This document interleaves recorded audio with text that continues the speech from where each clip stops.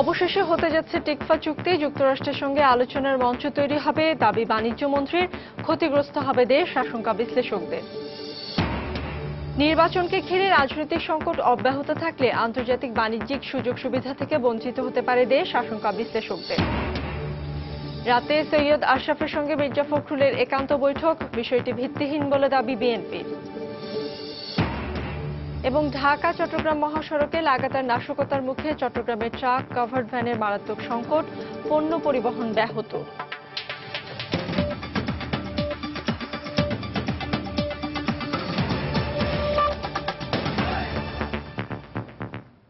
সময় সংবাদে আপনাদের সঙ্গে আছি আমি রোকসানা আঞ্জুমান।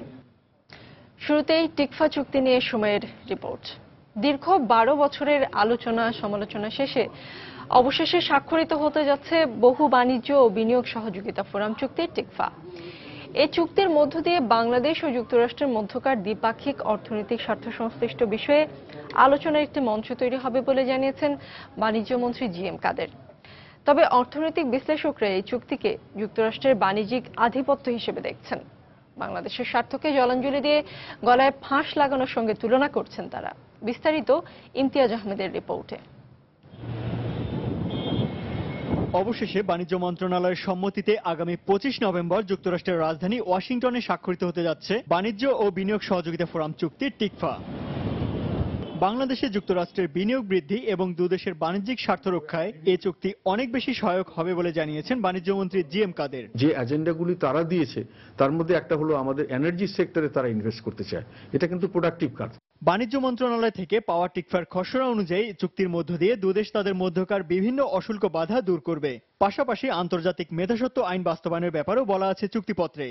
তবে অর্থনৈতিক বিশ্লেষকরা বলছেন যুক্তরাষ্ট্রের বাজারে বাংলাদেশের পণ্য রপ্তানির ক্ষেত্রে অশুল্কের চেয়ে শুল্ক বাধাই বেশি। অন্যদিকে মেধাস্বত্ব আইন বাস্তবায়ন করতে গেলে বাংলাদেশই অনেক বেশি ক্ষতিগ্রস্ত হবে বলে মত তাদের। যদি মেধাস্বত্ব আইন trade related intellectual property rights TRIPS সেটা যদি গ্রহণ করা হয় তাহলে কিন্তু আমরা বিরাটভাবে ক্ষতিগ্রস্ত হব। বাণিজ্য সম্প্রসারণের প্রধান বাধা হচ্ছে যুক্তরাষ্ট্রের এই শুল্ক, বৈষম্যমূলক শুল্ক ব্যবস্থা।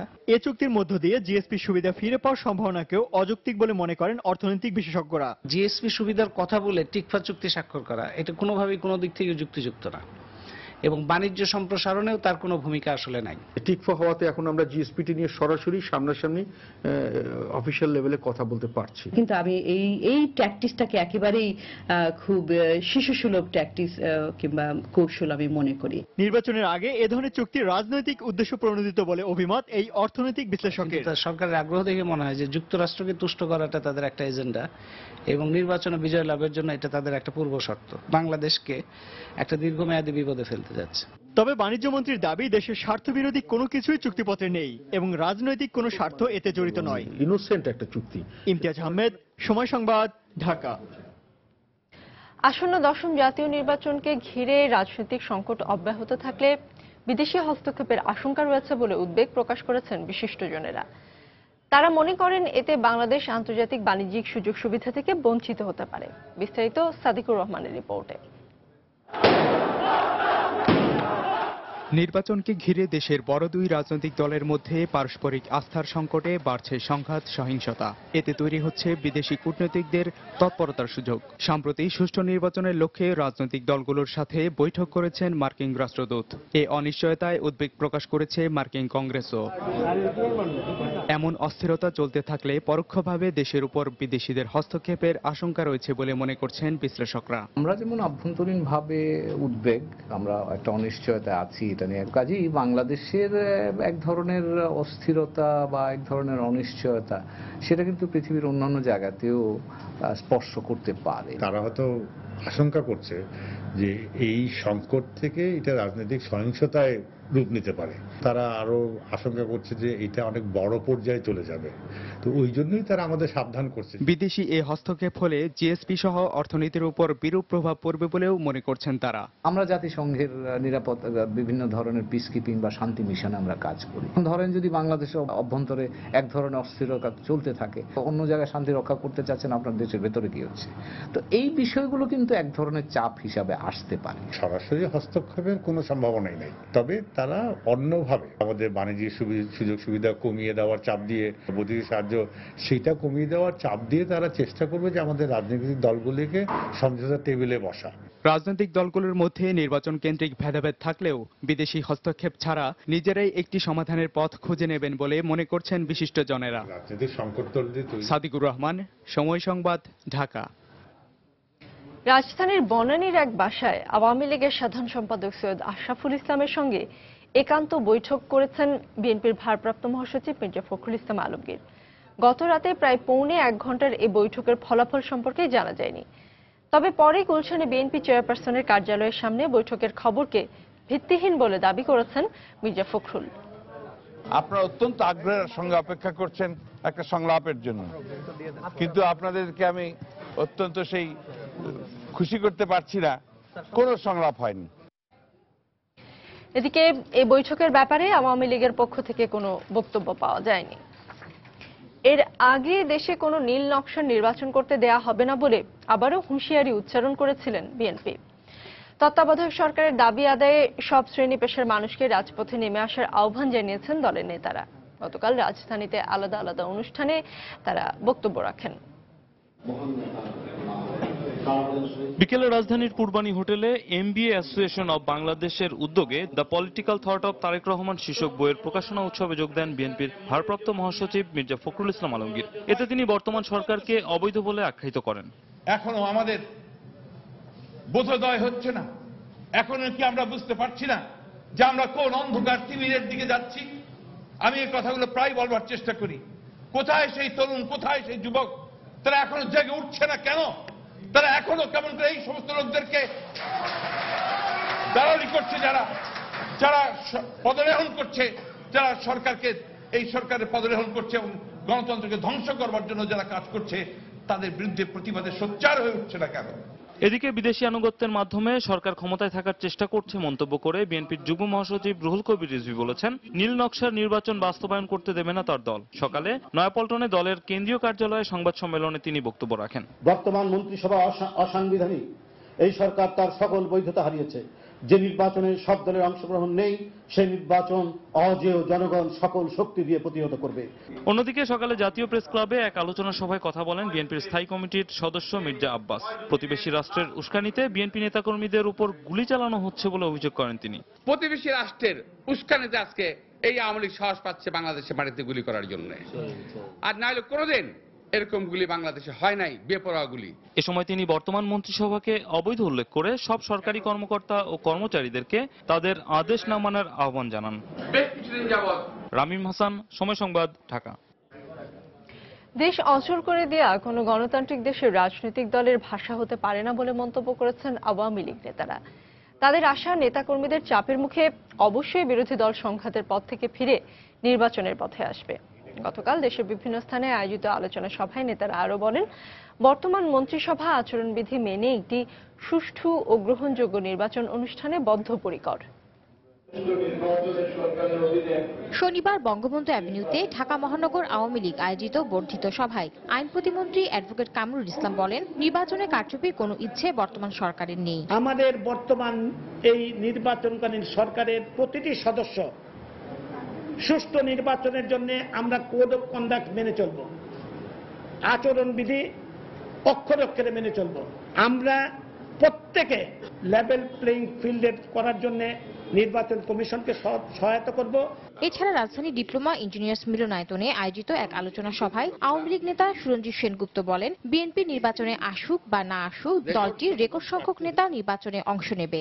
আপনাদেরও দেখবেন রেকর্ড সংখ্যক প্রার্থী নির্বাচনে অংশগ্রহণ করবে, বেনামিতে আর না হয় সুনামিতে, কোনটা করবেন এটা আপনাকে ঠিক করতে হবে।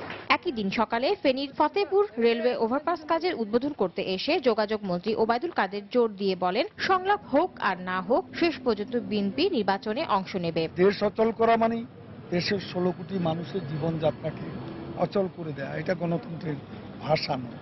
আমি আশা করি বিরোধী দল এই অগণতান্ত্রিক আক্রমণাত্মক ভাষা পরিহার করে সহিংসতার পথে, গণতন্ত্রের পথে, শান্তির পথে নির্বাচনের পথে আসবেন। অনুষ্ঠানে তিনি বিরোধী দলকে সংঘাতের পথ পরিহার করে নির্বাচনের পথে ফিরে আসতে আবারও আহ্বান জানান। তাহসিনা জেসি, সময় সংবাদ, ঢাকা। এদিকে জাতীয় পার্টির চেয়ারম্যান হুসেইন মোহাম্মদ এরশাদ বলেছেন, বিএনপিকে নির্বাচনে আসতেই হবে। নির্বাচনে অংশগ্রহণ করা ছাড়া তাদের আর কোনো উপায় নেই। গতকাল বিকেলে রাজধানীর কাকরাইলে জাতীয় পার্টির কেন্দ্রীয় কার্যালয়ে নতুন মন্ত্রীদের এক গণসংবর্ধনা অনুষ্ঠানে তিনি একথা বলেন।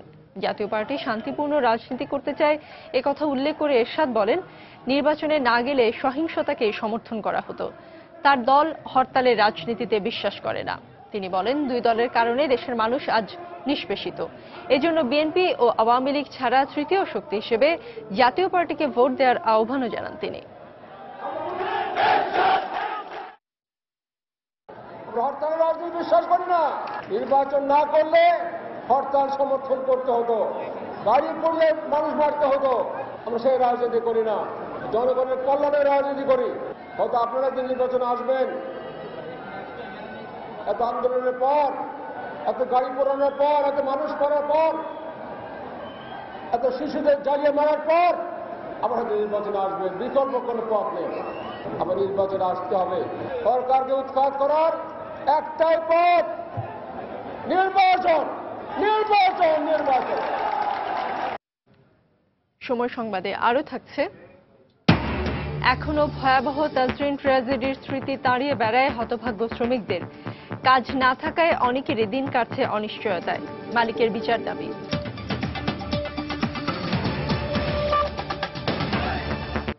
পবিত্র ওমরা পালন শেষে সৌদি আরব থেকে দেশে ফিরেছেন প্রধানমন্ত্রী শেখ হাসিনা। গত রাত 12টা 20 মিনিটে হযরত শাহজালাল আন্তর্জাতিক বিমানবন্দরে একটি বিশেষ বিমানে অবতরণ করেন প্রধানমন্ত্রী শেখ হাসিনা। এ সময় বিমানবন্দরে প্রধানমন্ত্রীকে স্বাগত জানান মন্ত্রী, প্রধানমন্ত্রীর উপদেষ্টা, 3 বাহিনীর প্রধান ও পদস্থ সামরিক ও বেসামরিক কর্মকর্তারা।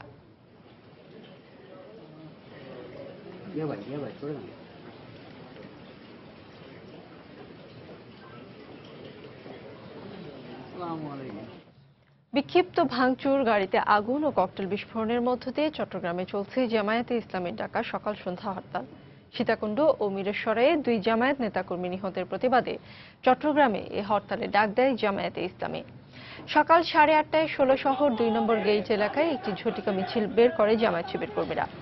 এ সময় হরতাল সমর্থকরা 2টি টেম্পুতে আগুন, সিএনজি অটোরিকশা ভাঙচুর ও ককটেল বিস্ফোরণ ঘটায়। এছাড়াও নগরীর বিভিন্ন এলাকায় ঝটিকা মিছিল করে হরতাল সমর্থকরা। এদিকে সকাল থেকে নগরীর প্রধান প্রধান সড়কগুলোতে রিকশা, সিএনজি অটোরিকশা চলাচল করলেও গণপরিবহনের সংখ্যা ছিল স্বাভাবিকের চেয়ে কম। ছেড়ে যায়নি দূরপাল্লার কোনো বাসও। আইন শৃঙ্খলা পরিস্থিতি স্বাভাবিক রাখতে নগরীর গুরুত্বপূর্ণ স্থানগুলোতে মোতায়েন রয়েছে র্যাব ও পুলিশ।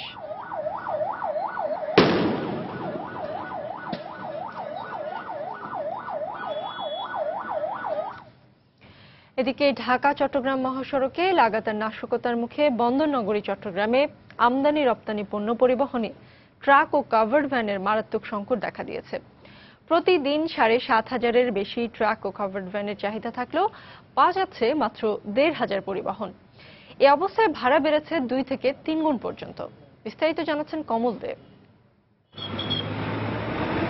শুধুমাত্র চট্টগ্রাম বন্দর কেন্দ্রিক আমদানি রপ্তানি পণ্য পরিবহনের জন্য প্রতিদিন প্রায় 7,000 ট্রাক ও কাভার্ড ভ্যানের প্রয়োজন। কিন্তু গত 6 মাসে ঢাকা চট্টগ্রাম মহাসড়কের সীতাকুণ্ডে পুড়িয়ে দেওয়া হয়েছে 200-র বেশি ট্রাক ও কাভার্ড ভ্যান, আর ভাঙচুর করা হয়েছে 2,000-এর বেশি গাড়ি। এই অবস্থায় পণ্য পরিবহনে মারাত্মক সংকট দেখা দিয়েছে। প্রতি হরতালে আমাদের 2 থেকে 300 গাড়ি আমাদের ভাঙচুর করা হচ্ছে এবং 10 থেকে 15 গাড়ি জ্বালাপোড়াও হচ্ছে।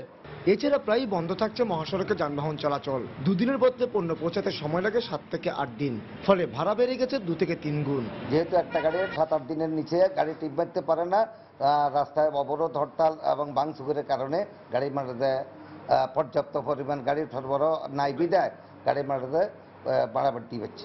বাড়তি ভাড়া দিয়েও প্রয়োজনীয় ট্রাক এবং কাভার্ড ভ্যান পাওয়া যাচ্ছে না বলে জানান ব্যবসায়ী নেতারা। চট্টগ্রাম থেকে নর্থ বেঙ্গল যেতে যেখানে ভাড়া ছিল 20,000 টাকা, সেটা হয়ে গেল 40,000 থেকে 50,000 টাকা, এবং দেখা যাচ্ছে কোনো গাড়ি পাওয়া যায় না।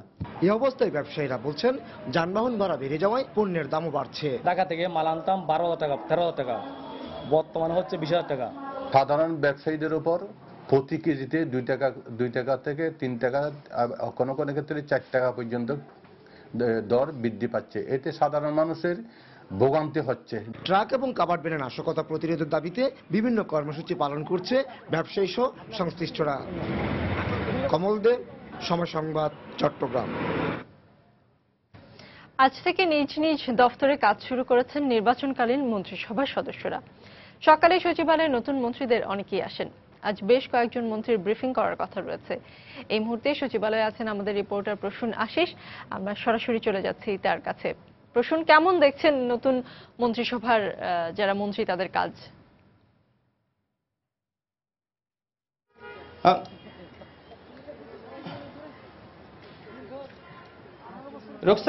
রোকসানা, আপনি জানেন গত 11ই নভেম্বর এই সর্বদলীয় মন্ত্রিসভা গঠনের অর্থাৎ নির্বাচনকালীন যে মন্ত্রিসভা গঠনের প্রক্রিয়া শুরু হয়েছে, সেদিন কিন্তু মন্ত্রিসভার সকল সদস্যরা কিন্তু সেদিন পদত্যাগ করেছেন। এরপর থেকেই সচিবালয়ে এক ধরনের কাজকর্মে এক ধরনের স্থবিরতা নেমে এসেছিল। এরপর গত বৃহস্পতিবার সর্বদলীয় মন্ত্রিসভার প্রজ্ঞাপন জারি হয়েছে এবং আজকেই এর পরে হচ্ছে প্রথম কর্মদিবস। সে কারণে স্বাভাবিকভাবেই সকাল থেকে নতুন যে মন্ত্রীরা এই সর্বদলীয় মন্ত্রিসভায় রয়েছেন তারা সচিবালয়ে প্রবেশ করতে শুরু করেছেন এবং আমরা সকাল থেকে লক্ষ্য করেছি প্রত্যেকটি মন্ত্রণালয়ে এই নতুন মন্ত্রীদেরকে এবং নির্বাচনকালীন মন্ত্রিসভার সদস্যদেরকে স্বাগত জানানোর জন্য একটি তৎপরতা শুরু হয়েছে বিভিন্ন মন্ত্রণালয়ে। এদিকে ইতিমধ্যে অনেক মন্ত্রীদের নির্ধারিত কর্মসূচিও ঘোষণা করা হয়েছে। যেমন সকাল 11টায় তথ্যমন্ত্রী যিনি সংস্কৃতি মন্ত্রণালয়ের দায়িত্ব পেয়েছেন তিনি সংস্কৃতি মন্ত্রণালয়ে তিনি সাংবাদিকদের ব্রিফ করবেন। এরপরে রেলমন্ত্রী যিনি ছিলেন এখন তিনি ধর্ম মন্ত্রণালয়ের দায়িত্ব পেয়েছেন মুজিবুল হক, উনি 12টার দিকে ধর্ম মন্ত্রণালয়ে তিনি কথা বলবেন। এছাড়া ইতিমধ্যে অর্থমন্ত্রী, নৌমন্ত্রী, যোগাযোগ মন্ত্রী, ডাক ও টেলিযোগাযোগ মন্ত্রী রাশেদ খান মেনন, কৃষিমন্ত্রী মতিয়া চৌধুরী, যোগাযোগ মন্ত্রী ওবায়দুল কাদের, তথ্য সংস্কৃতি মন্ত্রী যার কথা একটু আগেই বললাম আমি হাসানুল হক ইনু, মহিলা এবং শিশু বিষয়ক প্রতিমন্ত্রী সালমা আলী এবং ভূমি মন্ত্রীর দায়িত্ব যিনি পেয়েছেন আমির হোসেন আমু, এরা সবাই কিন্তু মন্ত্রণালয়ে প্রবেশ করেছেন এবং নিজ নিজ দপ্তরে তারা অফিস করছেন। তো কিছুক্ষণের মধ্যেই মন্ত্রীরা তাদের নিজ নিজ দপ্তরে সাংবাদিকদের সাথে কথা বলবেন এবং নির্বাচনকালীন সরকারের প্রক্রিয়া কি হবে, তারা এই নির্বাচন সুষ্ঠু করার জন্য তারা কি ধরনের ভূমিকা রাখবেন সে বিষয়ে কথা বলবেন বলে আমাদেরকে জানিয়েছেন। রোকসানা। প্রসূন, আপনাকে ধন্যবাদ। দর্শক, সচিবালয় থেকে আমাদের রিপোর্টার প্রসূন আশিস জানাচ্ছিলেন যে নতুন নির্বাচনকালীন মন্ত্রিসভার সদস্যরা আজকে সচিবালয়ে গিয়েছেন এবং সেখানে কাজকর্ম শুরু করেছেন তারা। আরেকবার জানিয়ে দিচ্ছে এখন পর্যন্ত শীর্ষ সংবাদগুলো। কাল হতে যাচ্ছে টিকফা চুক্তি। যুক্তরাষ্ট্রের সাথে আলোচনার ক্ষেত্র তৈরি হবে দাবি বাণিজ্য মন্ত্রীর। এটা রাজনৈতিক উদ্দেশ্য প্রণোদিত মত অর্থনীতিবিদদের। নির্বাচনকে ঘিরে রাজনৈতিক সংকট অব্যাহত থাকলে আন্তর্জাতিক বাণিজ্যিক সুযোগ সুবিধা থেকে বঞ্চিত হতে পারে দেশ, আশঙ্কা বিশ্লেষকদের। রাতে সৈয়দ আশরাফের সঙ্গে মির্জা ফখরুলের একান্ত বৈঠক, বিষয়টি ভিত্তিহীন বলে দাবি বিএনপির। এবং ঢাকা চট্টগ্রাম মহাসড়কে লাগাতার নাশকতার মুখে চট্টগ্রামে ট্রাক কাভার্ড ভ্যানের মারাত্মক সংকট, পণ্য পরিবহন ব্যাহত।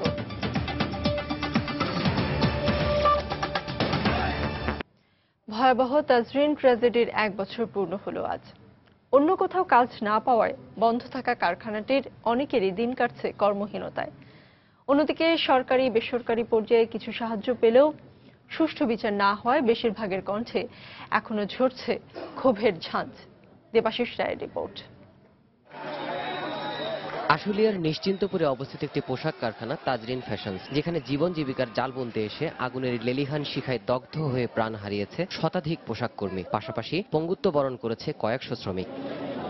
এখনো ঘটনার বিভৎসতার সাক্ষী হয়ে আছে সেই তাজরিন ফ্যাশনস। কিন্তু 1 বছর পেরোলেও পর্যাপ্ত ক্ষতিপূরণ না পেয়ে ক্ষোভের সাথে কারখানা মালিকের বিচার দাবি করলেন দুর্ঘটনায় ভুক্তভোগীরা।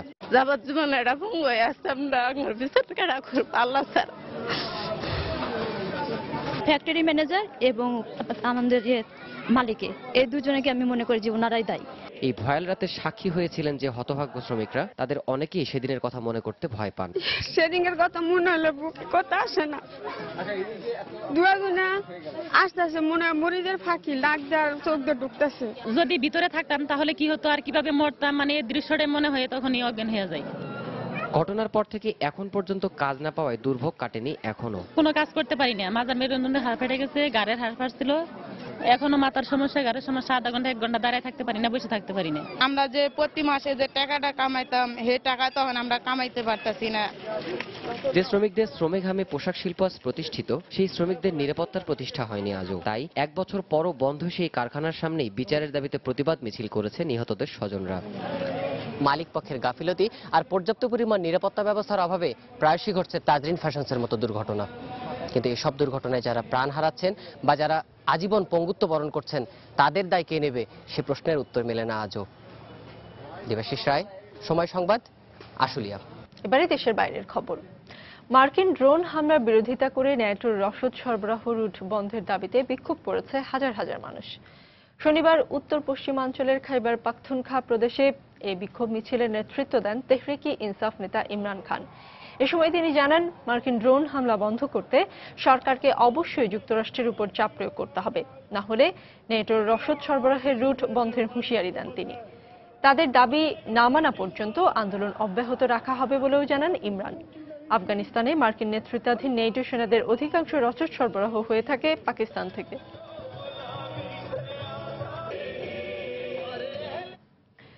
মিশর থেকে শনিবার তুর্কির রাষ্ট্রদূতকে বহিষ্কার করা হয়েছে। সেই সঙ্গে আঙ্কারার সঙ্গে কূটনৈতিক সম্পর্ক কমিয়ে আনারও ঘোষণা দিয়েছে কায়রো কর্তৃপক্ষ। গত শুক্রবার তুর্কি প্রধানমন্ত্রী রিসেপ তাইপ এরদোগান মিশরে সেনা অভ্যুত্থানের তীব্র সমালোচনা করে ক্ষমতাচ্যুত প্রেসিডেন্ট মোহাম্মদ মুরসিকে মুক্তি দিতে দেশটির অন্তর্বর্তী সরকারের প্রতি আহ্বান জানান। এরপরই কায়রো এ পদক্ষেপ নিল। স্বরাষ্ট্র মন্ত্রণালয়ের পক্ষ থেকে এক বিবৃতিতে জানানো হয়েছে, তুর্কি প্রধানমন্ত্রীর এ ধরনের বক্তব্য মিশরের অভ্যন্তরীণ বিষয়ে হস্তক্ষেপের শামিল। এরপর আঙ্কারাও পাল্টা পদক্ষেপ হিসেবে মিশরীয় রাষ্ট্রদূত বহিষ্কার করেছে এবং দেশটির সঙ্গে কূটনৈতিক সম্পর্ক কমিয়ে আনার ঘোষণা দিয়েছে। মিশরের ক্ষমতাচ্যুত প্রেসিডেন্ট মুরসির দল মুসলিম ব্রাদারহুডের সঙ্গে তুরস্কের ক্ষমতাসীন দল ডেভেলপমেন্ট অ্যান্ড জাস্টিস পার্টিকে একই মনোভাবাপন্ন বলে মনে করা হয়।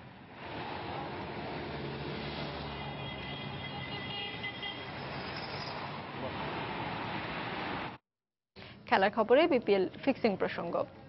অবশেষে আজ থেকে শুরু হতে যাচ্ছে বাংলাদেশ প্রিমিয়ার লিগ বিপিএল এর ফিক্সিং এর ঘটনার জন্য গঠিত ট্রাইব্যুনালের প্রাথমিক শুনানি। গতকাল সকালে গুলশানে এক সংবাদ সম্মেলনে এমনটাই জানিয়েছেন ট্রাইব্যুনালের আহ্বায়ক ও সাবেক বিচারপতি খাদিমুল ইসলাম চৌধুরী। সেই সাথে এও জানানো হয়, অভিযুক্তদের জন্য আপিল করার সুযোগ থাকছে। বিপিএল এর দ্বিতীয় আসরে ঢাকা গ্ল্যাডিয়েটর্সের 2টি ম্যাচ সন্দেহজনক হওয়ায় তদন্ত করে আইসিসির দুর্নীতি দমন ইউনিট আকসু। তদন্তের পর 6 দেশি ও 3 বিদেশি সহ মোট 9 জনের জড়িত থাকার প্রমাণ পায় তারা। এরপর গেল 13 আগস্ট বেশ ঘটা করেই আইসিসির প্রধান নির্বাহী সহ বিসিবি সভাপতি ফিক্সিং তদন্তের জন্য 40 দিনের মধ্যে ট্রাইব্যুনাল গঠনের ঘোষণা দেন। কিন্তু ডিসিপ্লিনারি প্যানেল গঠন করতে বিসিবির সময় লেগে যায় 2 মাস। গেল 10 নভেম্বর গঠন করা হয় 3 সদস্যের অ্যান্টি করাপশন ট্রাইব্যুনাল। অবশেষে শুনানি প্রক্রিয়া শুরু করতে যাচ্ছে তারা। প্রিলিমিনারি হিয়ারিং হবে, আগামীকাল থেকে শুরু হবে এবং তারপর একটা ফাইনাল হিয়ারিং হবে, আমরা ডেট দিয়ে দেব। অ্যাপিলের সুযোগ আছে, অ্যাপিল আমাদের চেয়ারম্যানের কাছে হবে। এই 40 দিন কোথা থেকে শুরু কোথায় শেষ এটা আমরা বলবো, আইনে আছে। অভিযুক্তদের এরই মধ্যে উকিল নোটিশ পাঠিয়েছে বিসিবির অ্যান্টি করাপশন ট্রাইব্যুনাল। যদিও কিছুদিন আগে ঢাকা গ্ল্যাডিয়েটর্স থেকে বিচার প্রক্রিয়া চ্যালেঞ্জ করে আদালতে মামলা করা হয়, তবে ট্রাইব্যুনালের আহ্বায়ক জানান, ফৌজদারি আইনে না বরং বিসিবি ও আইসিসির আইনেই চলবে বিচার প্রক্রিয়া। This is not court of law, প্রথমই আপনাদের বলা উচিত।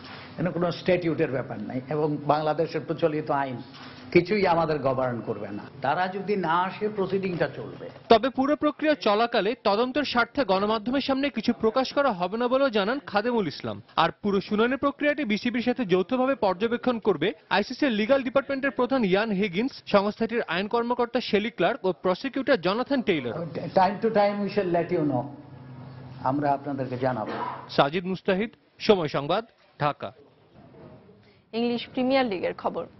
স্ট্রাইকার ড্যানিয়েল স্টারিজের শেষ মুহূর্তের গোলে মার্সিসাইড ডার্বিতে হার এড়িয়েছে লিভারপুল। এভারটনের মাঠ গুডিসন পার্কে 3-3 গোলের সমতায় শেষ হয় 222তম মার্সিসাইড ডার্বি। আর ঘরের মাঠ এমিরেটস স্টেডিয়ামে সাউদাম্পটনের বিপক্ষে 2-0 গোলের জয় পেয়েছে আর্সেনাল। অন্যদিকে স্প্যানিশ লা লিগায় ঘরের মাঠে গ্রানাদাকে 4-0 গোলে হারিয়েছে বার্সেলোনা। গুডিসন পার্কে ম্যাচের 5 মিনিটেই সফরকারীদের এগিয়ে দেন ফিলিপ কোতিনহো। অবশ্য এর 3 মিনিট পরই কেভিন মিরালাসের গোলে সমতা আনে স্বাগতিকরা। তবে দুর্দান্ত ফর্মে থাকা লিভারপুল স্ট্রাইকার লুইস সুয়ারেজ 19 মিনিটে আবারও দলকে লিড এনে দেন, কিন্তু দ্বিতীয়ার্ধের মাত্র 4 মিনিটের ব্যবধানে 2 গোল করে এভারটনকে জয়ের স্বপ্ন দেখাতে শুরু করেন রোমেও লুকাকু। আর শেষ মাসি বাজার 1 মিনিট আগে গোল করে দলকে 1 পয়েন্ট এনে দেন Daniel Sturridge. That's a great ball in! It's 3-3! Daniel Sturridge! You're likely to get a goal. Again, it's really good ball in and Sturridge. এই পর্যায়ে শীর্ষ সংবাদ জানিয়ে দিচ্ছি আরেকবার। কাল হতে যাচ্ছে টিকফা চুক্তি। যুক্তরাষ্ট্রের সাথে আলোচনার ক্ষেত্র তৈরি হবে দাবি বাণিজ্য মন্ত্রীর। এটা রাজনৈতিক উদ্দেশ্য প্রণোদিত মত অর্থনীতিবিদদের। নির্বাচনকে ঘিরে রাজনৈতিক সংকট অব্যাহত থাকলে আন্তর্জাতিক বাণিজ্যিক সুযোগ সুবিধা থেকে বঞ্চিত হতে পারে দেশ, আশঙ্কা বিশ্লেষকদের। রাতে সৈয়দ আশরাফের সঙ্গে মির্জা ফখরুলের একান্ত বৈঠক, বিষয়টি ভিত্তিহীন বলে দাবি বিএনপির। এবং ঢাকা চট্টগ্রাম মহাসড়কে লাগাতার নাশকতার মুখে চট্টগ্রামে ট্রাক কভার্ড ভ্যানের মারাত্মক সংকট, পণ্য পরিবহন ব্যাহত।